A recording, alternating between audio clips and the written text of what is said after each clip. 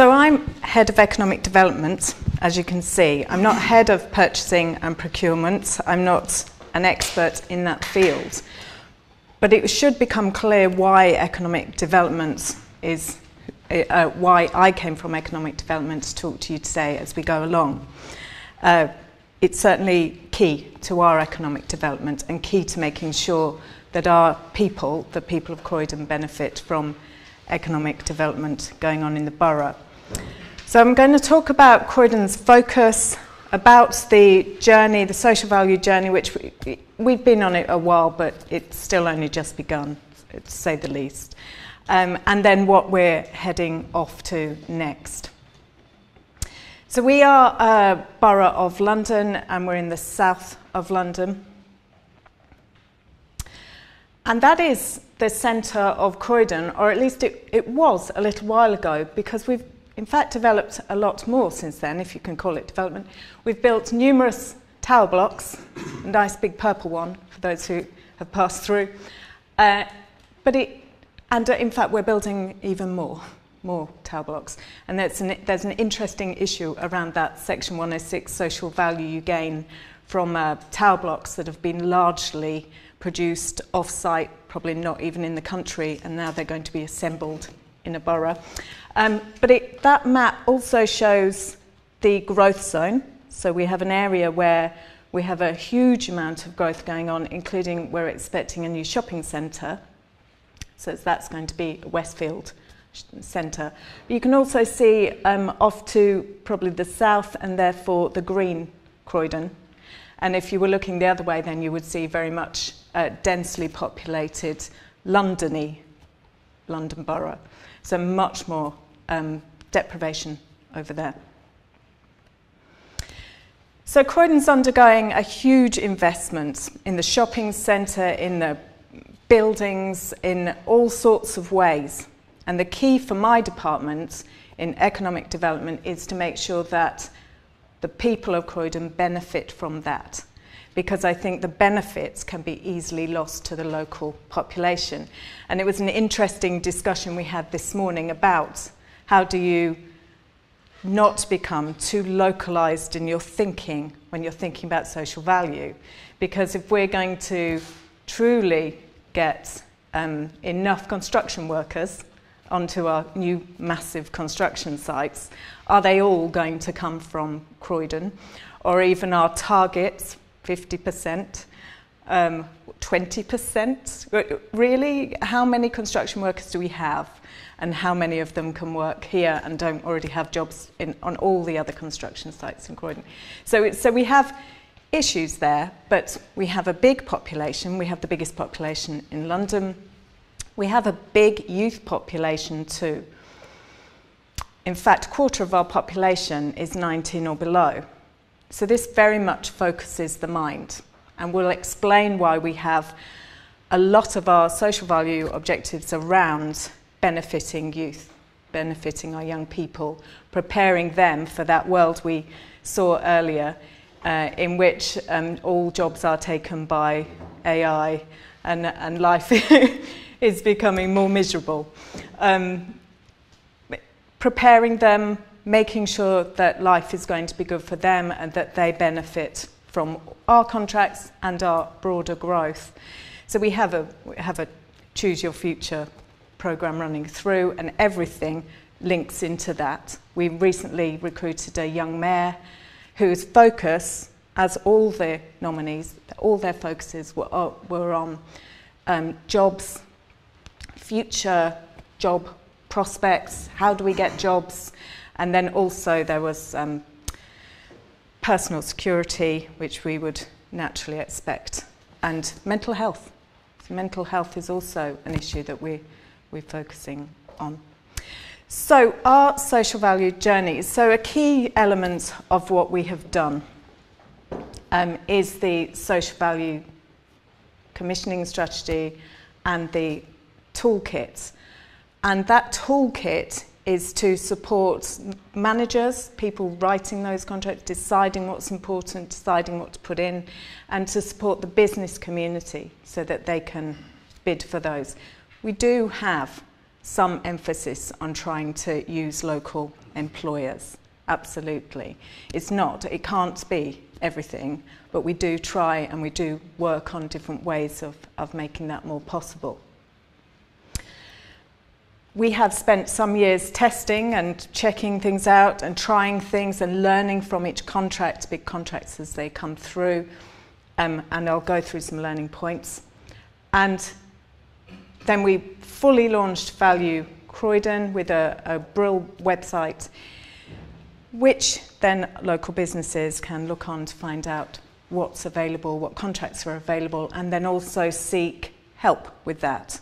So a big learning point from some of our contracts, which have been absolutely focused on micro businesses, on the voluntary sector, on social enterprises, is that they don't know how to bid for those contracts. They don't know what it is we're talking about in terms of social value, and therefore we need to provide that support, make sure that we're there to help them to do so. And that's something that my team does in partnership with our procurement colleagues. 2016, the London Living Wage was introduced to our contract requirements, and Croydon became a London Living Wage employer itself. A very important part, and also really quite tricky for a lot of businesses. And that goes on to 2017, the Good Employer Charter. So my team oversees the Good Employer Charter, and I'm going to talk a little more about it, but one of the things, the 4 things you have to do, one of them is the London Living Wage, and that's barrier number 1. And whenever we talk about it, that's the issue that a lot of people bring up. But it's very, very important both for people to be able to live in Croydon as well as work there, because rent, house prices are so high. And also then they spend their money in Croydon, which is also very good.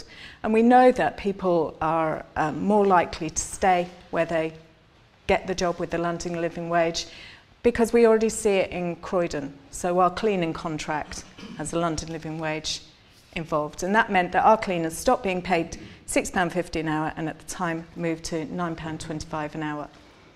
And they are now more loyal and more likely to stick with it and do a better job. They look happier. Yeah, they can live nearer, that sort of thing. You know, basics, to be honest, absolute basics. So the Good Employer Charter is our way of bringing social value to a wider audience. So you have to be signing up to the Good Employer Charter to get a contract, or to get a big contract with Croydon. Smaller contracts we negotiate, but you're certainly working towards it. So there are 4 elements that as I said, and it's my team's job to try and help businesses to do this, to get this element sorted. We have a lot of people signed up. This is just a selection of them. Not all of them have contracts with Croydon Council. As you'd imagine, IKEA, not a big council contractor. But very important to Croydon, employs an awful lot of people. And is important to bringing people into Croydon too. So some people who live in South London will only know Croydon because it has IKEA. So pay the London Living Wage. You don't have to be a London Living Wage employer. We used to have that as you have to sign up to that, but we found that was an even bigger barrier because they needed to go through a process, and that was quite difficult, but we still encourage it and we are signed up to it. Croydon Works is another part of my team, part of economic growth. That's our brokerage, our job brokerage service. So we're saying to all our contractors, employ local. We're saying to all in our Section 106 is you need to employ local. And they're all saying, how do we do that? Really? And we're saying, yes, you do it and you use Croydon Works. And Croydon Works will help you find those people. If Croydon Works can't find you those people, then you can go further afield. But you have to use Croydon Works first. And they would freely admit there are specialisms they don't do so well in. So if you're looking for architects, probably not them. But if you're looking for young people looking for apprenticeship opportunities in a huge variety of fields, that's them. If you're looking for a huge range of people, to be honest, they will be there. Because they don't just provide a job, they prepare those people to get that job. And if there are barriers, they will find a way of solving that. So they work in partnership with training providers to fill skills gaps. They help them prepare for an interview. And we have recruited all of our apprentices, and that is our current crop, through Croydon Works. And they are truly fabulous. Here's an example of a company that actually their contract began in 2012 and has a potential 15-year run to it. So it's a long and solid contract. They use Croydon Works to do all of their recruitments. They have a huge number of apprentices, which we do like, and it is measurable, which is good. They had a social value award criteria in their contract, so all those years ago, but it was very small. It was really very small. And they pointed that out to us in a recent evaluation, that it was too small. The bigger it is, the more we'll pay attention to it, is what they told us.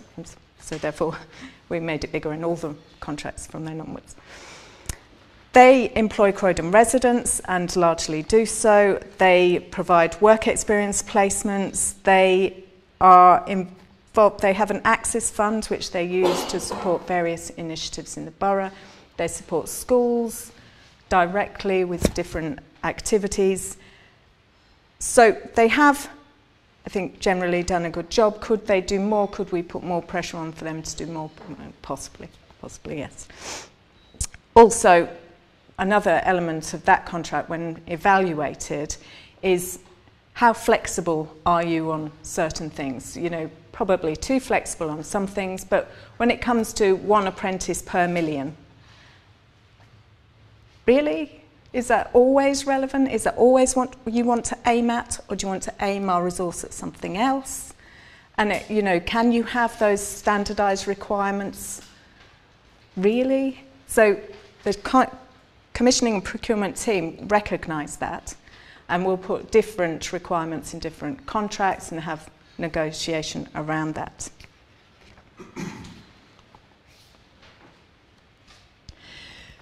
Another big factor in the Good Employer Charter is include all. So you'll have spotted the same woman there. She's a councillor. And actually what that emphasises is there is a political element to what we're doing, and we do have those people to meet the needs of. So if we're talking about measurement, the only time I've been asked for measurement is from councillors. So we do have to bear that in mind. So include all is around making sure that you are an inclusive employer, that you have policies around that, and that you are in practice an inclusive employer. We provide lots of opportunities for them to meet. Well, we had a reverse jobs fair where we had young people with special educational needs and disabilities meeting lots of employers, and we had quite a number of young people employed from there. And then we have buy local, which is about buying from your local, smaller businesses usually, but from providing opportunities there. So we have done an evaluation and we have learnt a lot. So we have learnt that we need to be flexible with what we're asking for, because some businesses can provide different, better things than just one apprenticeship per million, for example. We've learned to break down our contracts so that some smaller businesses can get some of those contracts, can make the most of those opportunities. We've learned that you definitely need to put social value as an expectation in a competitive way, because otherwise it will be omitted, or it will be a later discussion. So we had a send transport contract. It had a later discussion, and it was very positive. But did it lead to anything? Well, it's debatable. They definitely employ Croydon residents. Did they do that anyway? Probably, yes. So we need to be early with our demands and very clear with those demands. And our biggest evaluation was last year. Our Small Business Commission found that despite all of the work, our small and medium enterprises still need a lot more help to make the most of the wealth of the borough. And so we are now doing the Croydon Means Business, a year of business where we are supporting with procurement workshops so that SMEs can make more of what we're doing. Thank you. Very much indeed.